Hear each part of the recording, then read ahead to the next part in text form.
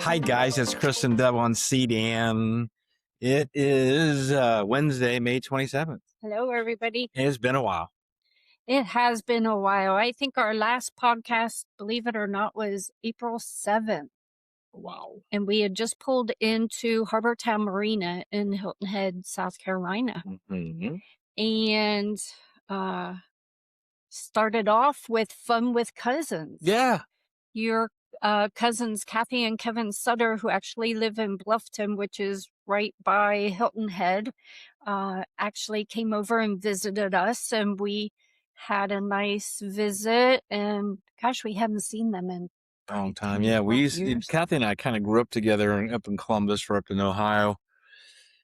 And of course, our families split up with the travel, and John worked in a lot of different places. But this was kind of a area that we met up every year. The whole family would come to Hilton Head. So John and Judy and Kathy and the rest of the kids, Carolyn and John would all go down to Hilton Head and rent a condo. We're there at Plantation. Sea Pines? Yeah, Sea Pines Plantation, and within walking distance to all the restaurants, and of course the big tree where the guy sings underneath the tree. What was his name? Do you remember? I know we got it written down here somewhere. Greg, somebody. I've got it on here later. Yeah, but just a place that we've been to a lot growing up, and it was kind of a bucket list thing. I always wanted to go to Hilton Head via boat. So we made that happen, and we made it happen during the RBC golf tournament, which made it kind of extra special. So we bought tickets to go over on Friday, I believe. Or was it Thursday? We did. It was that Friday, the following week. But we had fun with Kathy and Kevin first off. They came to our boat, and we had a nice happy hour and visit, and then we went over to the restaurant right there, which is Quarter Deck, I believe, Quarter Deck Restaurant. And it actually overlooks the marina and the bay, and you can see out into the ocean right there too. So it was a cool, it's a very nice restaurant. It was, it's if anybody's ever been to Hilton Head, I'm trying to block the screen from behind us so you can see us back there. But we're sitting out tonight on we're up on the top deck, and the isinglass is reflecting the screen behind us. But I guess we're just going to have to deal with that. Yeah, we are. Anyway, the cool thing about Kathy and Kevin, they invited us to their golf club, which is the Culleton River Golf Club. Very nice. Very nice. And we had a great time. And we had a little tournament where we did girls against boys, and the girls won. So part of the deal or the bet for the tournament was we had to make sure and mention that the girls won on our podcast. Yeah. So, and we great made job, Kathy. We made a nice video of the whole event or the celebratory event at their house afterwards. We actually bought a flag and one of the whole flags, and wrote the date and our names, and that the girls won, of course. Well, and hopefully that won't be the only time we use that flag. Hopefully these guys will come up and see us in Cincinnati or whatever, and we'll do it over again. Yes, but thank you for your generosity, not only for allowing us to play the club, but we had a great steak dinner at your house, and lots of laughs, lots of good times. Truly enjoyed the time spent with you. Yeah. Beautiful house. Yeah. Amazing. So we did get to golf a lot while we were in Hilton Head, which this whole is awesome. Georgia, Carolina, North and South Carolina coast, it's kind of the golf mecca of the country, and you can't sneeze without sneezing on a golf course around here. They're everywhere. A lot of them I've played boy trips coming down. So I'm familiar with some of the courses and not others. But yeah, we got to play Atlantic Dunes, which was very windy the day that we played. Yeah, very windy. Yeah, so much so that the sand was actually blowing up out of the bunkers. Like gusts of 38 miles an hour. We kept losing our visors and hats and the golf club covers. And it made you keep your head down because if you lifted up your head, your hat flew off. And we played Palmetto Dunes while we were there too. Yeah, which was awesome. Arthur Hills course. Yeah, we went to Fraser's Tavern too for dinner that night. That was in the Atlantic Dunes. Yeah, at that golf course. Yeah, that was nice. And then we actually had to leave Harbour Town Marina because of the tournament. They didn't, the security is very high during golf tournaments, professional golf tournaments, and the slips were pretty much full. So we moved SeaDAN from Harbour Town to a marina called Shelter Cove Marina, which we really enjoyed. It was a little shallow getting into it, but beautiful once we got in there. Yeah, Harbour Town's kind of out on the toe. If you know what Harbour Town looks like, a boot facing south. So Harbour Town's down on the toe, and then you come up the north side of the island and through a river that takes you back to. It's called the Broad Creek River. Broad Creek River. Back into the Shelter Cove area. And you're actually pretty much middle of the island at that point in time, the marina. Yeah. So it was nice. We had a brother Dan came down, Deb's brother, and he rented a car when he got down here. So we had use of a car. But on Hilton Head, you really don't. I mean, the nice thing about this marina too, we got 2 complimentary bicycles with our slip, and the bike paths are amazing in Hilton Head. Everything's shaded and you can just ride your bikes for miles. So that was a really good time. There's all kinds of restaurants and bars and shops and just bike paths galore right there at Shelter Cove Marina. Yeah. So that was a really good time. Yeah, I mean, I almost liked that marina better, not as iconic, and I know history, never been there before, which was the cool thing about Harbour Town. But right. One cool thing that happened when Brother Dan was with us, we took him on a dinghy day adventure and probably saw our coolest dolphin encounter. Oh, yeah. Right. By far. We were cruising in the dinghy, getting ready to go around the curve, and we noticed a dolphin to the right of the dinghy, probably maybe 10 feet from us. And as soon as he saw us, he or she turned and came right at the dinghy, like was going to run right into us. And then he went right up along the side, kind of turned over on its side and was looking at us with one eye out of the water and just followed along beside us.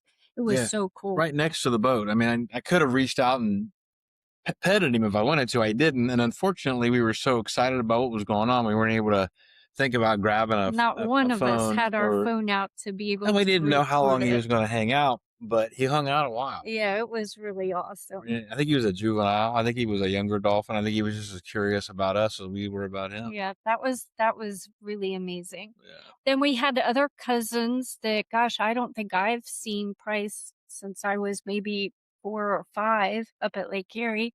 We were visited by Leslie Pierre Bellamy, which is my cousin, and her husband, Sam. And they came and we had a happy hour on the boat and went over to the fish market restaurant one night. So that was fun. They live in Bluffton right there too, like Kathy and Kevin. So thanks for dinner, guys. Yeah, it was fun. It was. And then we had other great friends visit us while we were in Shelter Cove, Mike and Connie Nordman from Utah.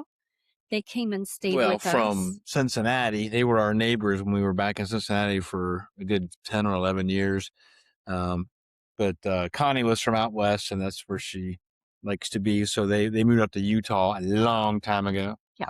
And we used to go out there and visit them all the time and do some skiing. But when Mike heard that we were taking the boat over and anchoring it off number 18 during the RBC, is just something that, watching that tournament on TV and seeing everybody else doing, I was like, one of these days. So we did it.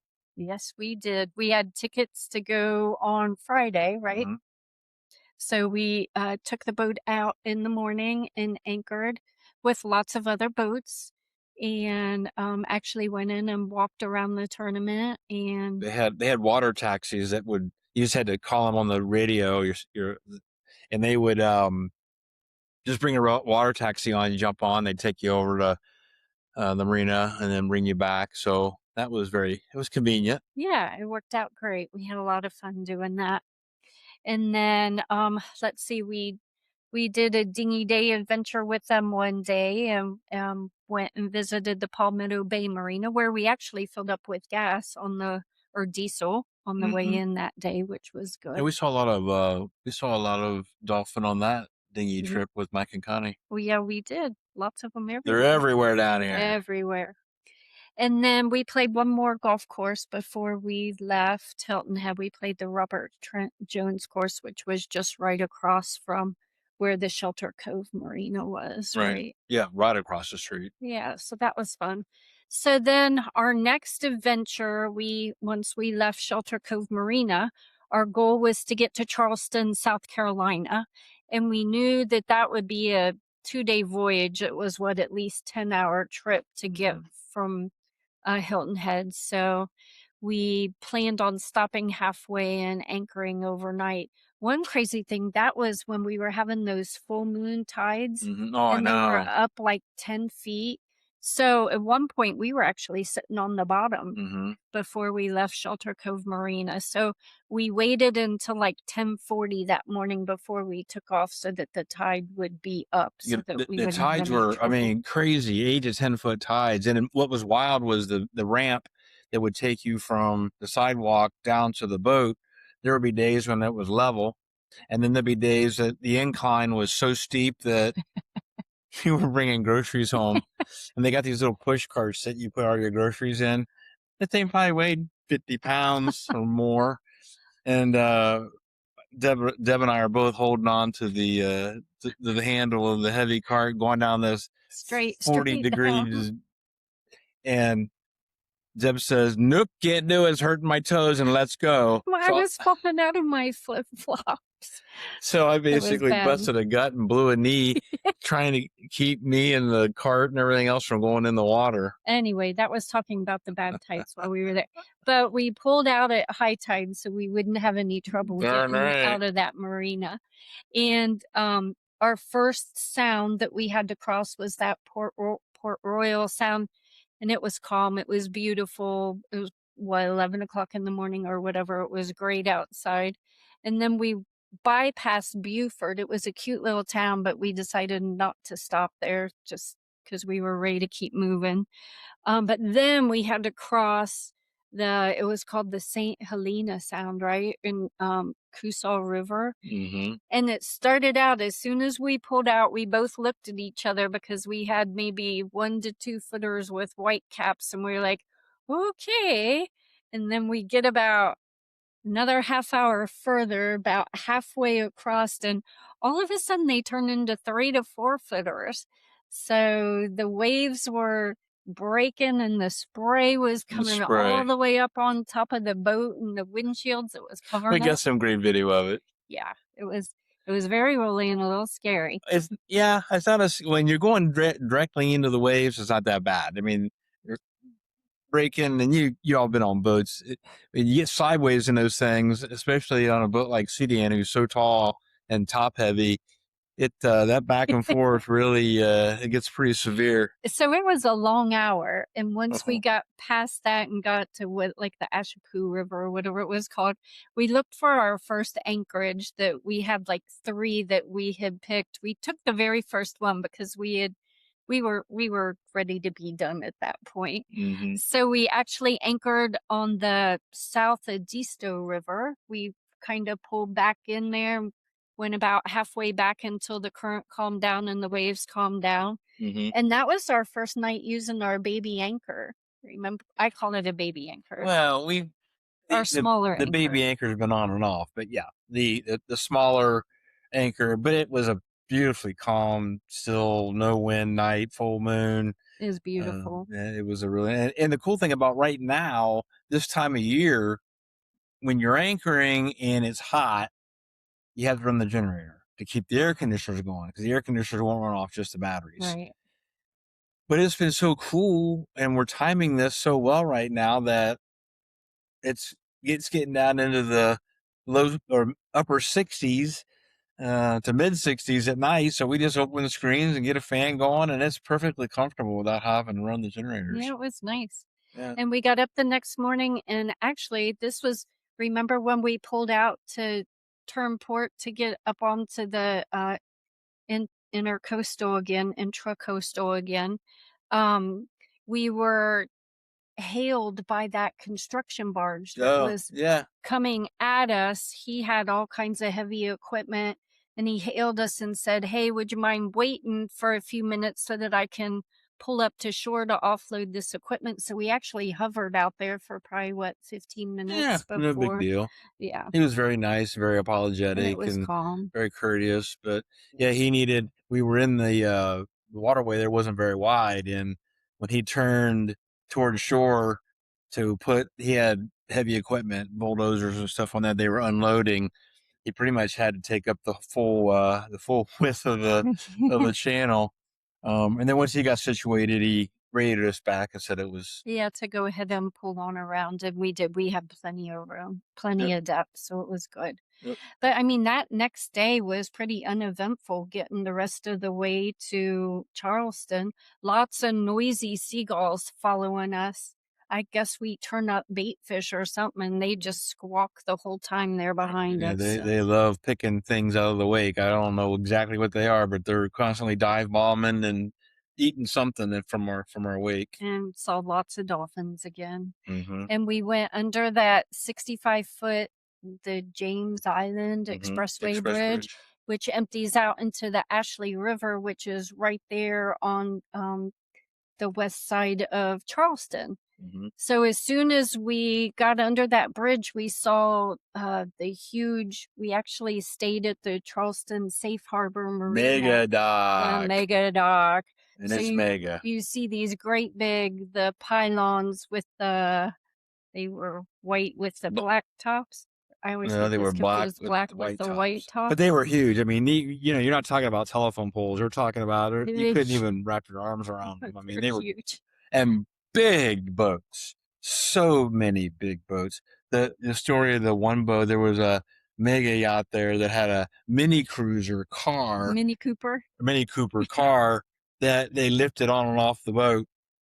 Yeah. But the funniest thing about it is we were walking by it one day, and the crew that were on the boat, one of the guys yelled over at us, "Hey, you guys from Cincinnati?" And we're like, "Yeah, how do you know that?" Well, we had our Coldstream Sweatshirt on. you had your Coldstream sweatshirt Sweatshirt. on. Yeah. And he's like, "Well, I used to caddy at Coldstream." I'm like, "No way. It's just a small world." Yeah.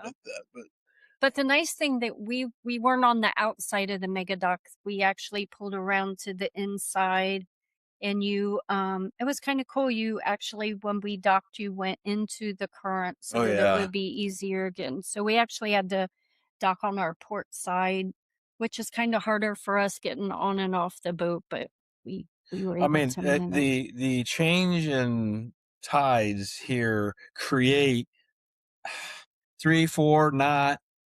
Currents, yeah. I mean, depending on if it's going in or going out, you don't know which way to. It's moving. I mean, the buoys that are in the water are leaning over and are throwing You a actually wake, see the but current. makes a Yeah. huge difference in our gas mileage and our speed too. Yeah, it really does. So once we got there, we actually flew home for a week after we were in Charleston. We had had some work done on our floors in Cincinnati, so we had to go back and get some of that straightened out. And then when we came back, which would have been like the end of April, probably, right? Mm-hmm. We had 3 days of rain, so exploring Charleston, it was kind of rainy. Mm-hmm. We still had fun though, and we Yeah. still were able to do a lot of things while we were there. The nice thing, that marina, they have a cool happy hour Yeah. 2 days a week, on Tuesdays and Fridays, and it's free from 5 to 7, and they have beer and wine and a Hors lot of hors d'oeuvres and d'oeuvres, and everybody was up there, so that was really fun. we got a little bit of maintenance done too. I mean, they took care of a couple hoses on Yeah. the boat, and The other cool thing, they have a courtesy van there. So if there Mhm. was anywhere you wanted to go explore, you could just ask for a ride in the courtesy van and they would drop you off. So we explored the city market, which was really fun. It was really fun. Yeah, Charleston didn't hit us right off the bat like Savannah did. I mean, we fell in love with Savannah The river walk. immediately. Yeah. I mean, as soon as you got off, that whole landing area there it's just the hotels and just the architecture.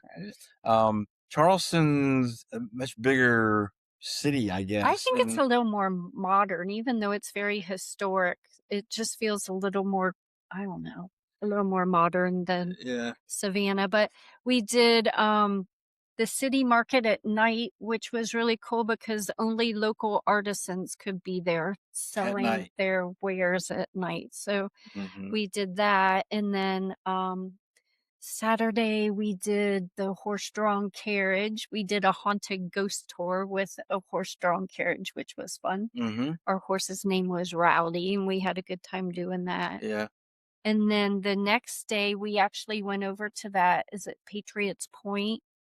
Across the Cooper River, which is on the other side, and we were able to do a tour of the USS Yorktown. Yeah. So that was nice. We actually did a captain's tour, and our tour guide was he 89? Yeah. I have 89 written down. My take on it was he actually was on that boat at some point during his military career. And he was full of stories, and he was going up and down the stairs like the rest of us, like he was in his 50s, not 89. But that was a really cool, fun, Patriot historic Point, day. The whole place is called Patriot Point, but they have those two. But they have the Laffey, USS Laffey, which is a destroyer that's anchored right there next to the Yorktown. And then there's a Vietnam experience too, which was an outdoor. It's almost like a camp that probably existed during the Vietnam War, and so all the huts and the helicopters and the tanks and everything was there. So that was a kind of I wasn't expecting that to be as cool as it was, but it was neat. We both really enjoyed it. And then Monday, May 4th, we were like, okay, it's time to move on. Our next stop was going to be Myrtle Beach, right? So we knew that was going to take us a while too. Our goal was to go 50 miles that first day and anchor just south of Georgetown. So took us about 6 hours. Really pretty. Remember, we passed Fort Sumter to get back up and then the Isle of Palms, all the beautiful houses along there. There were some beautiful houses and a lot of history down there. Fort Sumter, for historians, that's where basically the Civil War started. Those were the first shots that were fired there. And it's basically a building that looks like it's floating in the water because it takes up the whole rock or whatever that it is around it. But that was cool history. Yeah. And I'm thinking before we get too much further into the next. Well, this is where we anchored. Remember, we did our first anchorage, which was in the South Santee River. And there were 2 other boats anchored in there with us. Remember, it was windy and the currents were pretty strong. And the 2 boats, I wrote down their names, Ella J and Sweet Surrender, if you're out there. We actually were in the same anchorage with those boats. And we actually talked to... I thought it was kind of cool. That was the first time that we'd ever pulled into an anchorage with other boats. And we're hailed by one of the boats, welcome to the neighborhood kind of thing. Yeah, and it was fun. He just gave me some information about how much road he had out, just other information, and we talked a little bit over the radio, kind of got to know each other via the radio. So that's something that I'm going to kind of, I think, add to our list of things to do when we pull in, is to hail the other boats to see if they're listening and say hello. And nice. It was very nice. It was kind of cool. And we had a great night, no problem. Everything calmed down at like 8 o'clock. We got up in the morning and the other 2 boats were already gone though. Chris and I don't get moving too early in the morning. So I think we pulled out at 10. Who knows what time they got up and pulled out, right? Right. And then we passed Georgetown and we saw a lot of barges. I've got a couple videos and pictures of barges that we passed in this section. But we stopped and got diesel. This was our best price for diesel yet. We paid $4.68 a gallon for diesel at the Waccamaw Marina. So that was very we pulled in there and had to go out against the current to dock, but that was nice. Yeah, and the Waccamaw River is absolutely stunning. Yes. And that's where we anchored for the second night. We stopped at the Waccamaw River in the Oxbow, and we shared an anchorage that night with a boat called Wicked Good, and we talked to him too. Remember? Yeah, we got some really good video of the of that river. It's just like you're in a jungle that's winding through. I mean, you probably saw the movie Apocalypse Now. You know, the boats that are meandering through the rivers and the wood, the forest and jungles or whatever. But it was very breathtaking. Well, I thought it was cool. You said it, you almost felt like you were on a golf course, except instead of it being a fairway, you know, the fairway was your river instead. I mean, that's the prettiest part, I think, that since we've been on the loop, the part that I enjoy. We had our first swing bridge along there too. We hadn't been through a swing bridge. And the difference with that is the bridge swings along the river instead of going up and down. It swings either towards you or away from you. So our first swing bridge was the Santee River Bridge. Yep. And then we just had a short cruise to get to the first marina that we stayed in. Myrtle Beach was the Grand Dunes Marina. We pulled in there, and there was a Chris Roos Steakhouse right there, and a really good restaurant called 357 Raw that we ended up eating like 4 times, 4 or 5 times. Yeah. And we had my older brother Don and his wife Pat joined us for a while, and that was their first time on the boat, so that was kind of fun letting them experience it too. And we did great in that marina until the second night a boat pulled in late, probably like 7 o'clock. Weird. This was really strange. Yeah, we were on a dock.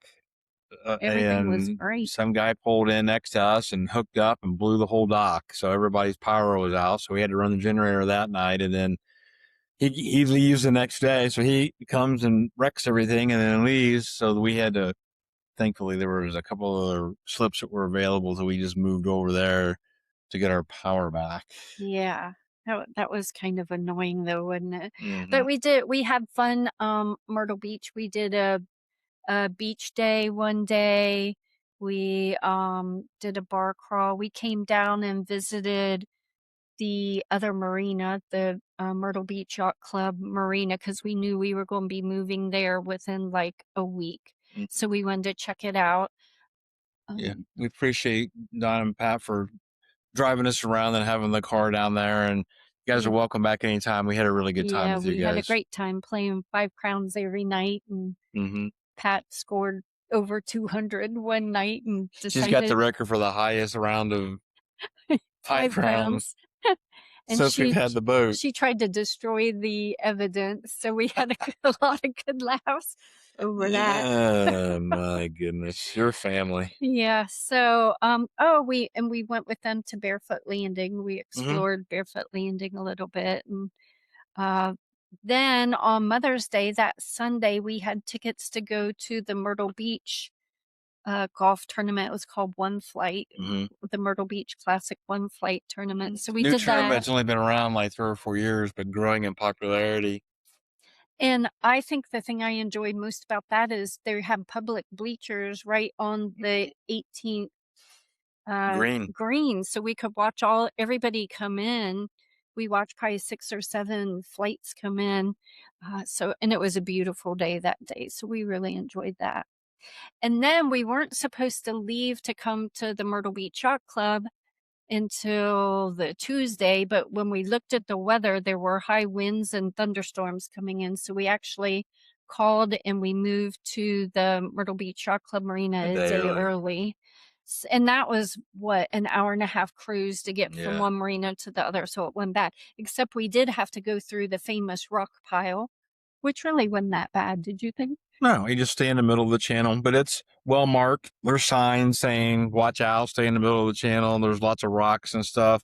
They do recommend on busy days, if you've seen a lot of other boats, that you kind of do a secure take call and let everybody know. So that way no one's coming north or south the opposite way you're going. So you not a lot of room to pass in especially that if it's area. a barge or some type of commercial traffic. If it would have been a little pleasure boat, it would have been fine.